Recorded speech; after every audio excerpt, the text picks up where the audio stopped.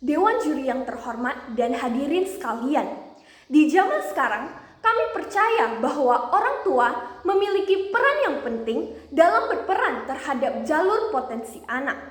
Sebagai tim oposisi, kami sangat menentang bahwa orang tua dari anak yang berbakat dalam bidang seni memiliki kewajiban untuk memaksimalkan potensi anaknya. Dengan tujuan kami sebagai berikut. Yang pertama adalah lingkungan keluarga. Pendidikan di lingkungan keluarga sangat strategis untuk memberikan pendidikan ke arah kecerdasan, budi pekerti atau kepribadian serta persiapan hidup masyarakat. Yang kedua, orang tua akan menjadi contoh bagi sang anak dan anak biasanya menirukan apa saja yang dilakukan oleh orang tua. Jadi, orang tua harus bisa memberikan keteladanan atau kebiasaan sehari-hari yang baik sehingga dapat dijadikan contoh bagi anaknya. Yang ketiga, yaitu keteladanan dan kebiasaan yang baik itu sebaiknya diberikan oleh orang tua sejak dari kecil atau kanak-kanak, karena hal ini dapat berpengaruh terhadap perkembangan jiwa dari sang anak. Namun, tim pemerintah harus membuktikan dengan bagaimana adanya konteks nyata untuk membandingkan suatu anak jelas memiliki potensi bakat atau hanya sekedar hobi untuk mengisi waktu luang ataupun waktu kebosanan dari sang anak.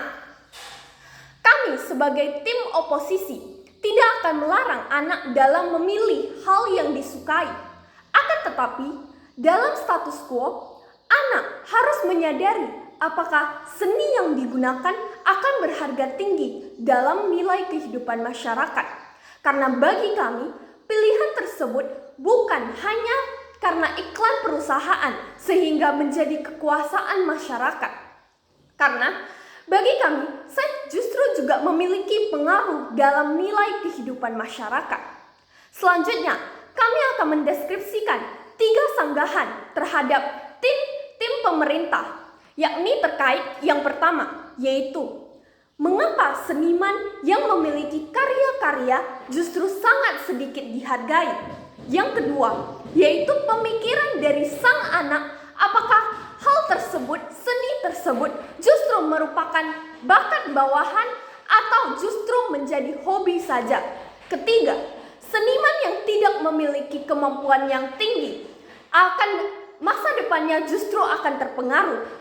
Sanggahan yang akan kami sampaikan, akan kami deskripsikan yang pertama tersebut adalah dalam hal tersebut, kasus tersebut terdapat banyak sekali seniman yang kebanyakan karya-karya besarnya baik berupa lagu, gambar, dan hal lain sebagainya yang berwujud seni rupa, seni 2 dimensi, ataupun seni 3 dimensi yang dalam hal ini tidak dihargai.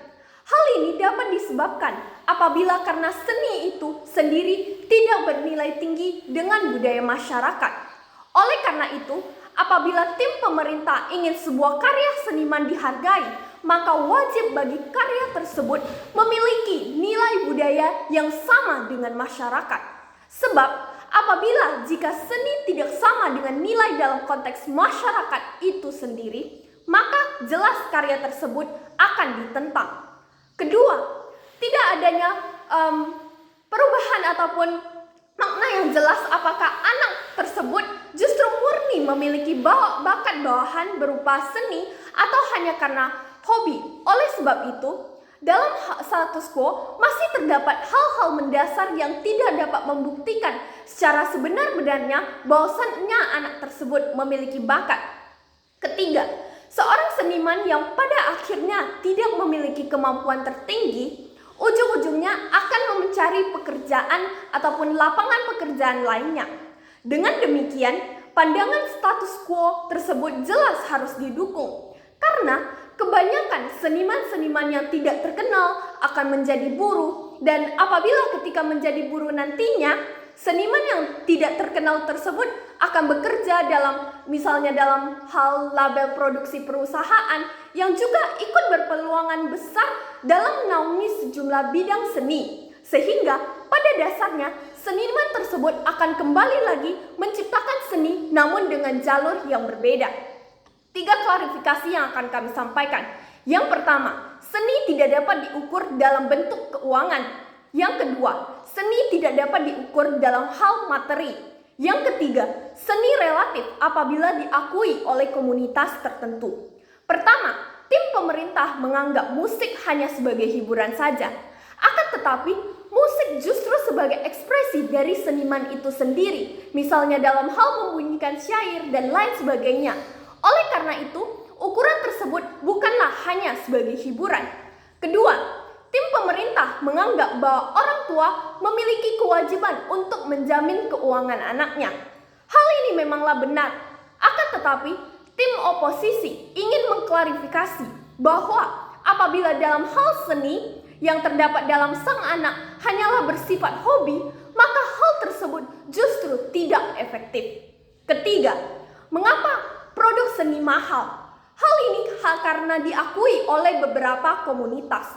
Menilai seni dengan tujuan materi, maka hal tersebut adalah salah. Dan tim pemerintah hanya menganggap seni hanya bersifat kapitalis.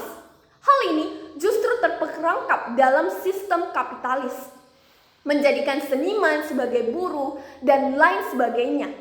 Dan saat ini seni tidak bernilai. Akan tetapi apabila terdapat komunitas-komunitas yang mengerti akan maksud seni tersebut, maka kesuksesan seni tidak dapat diprediksi.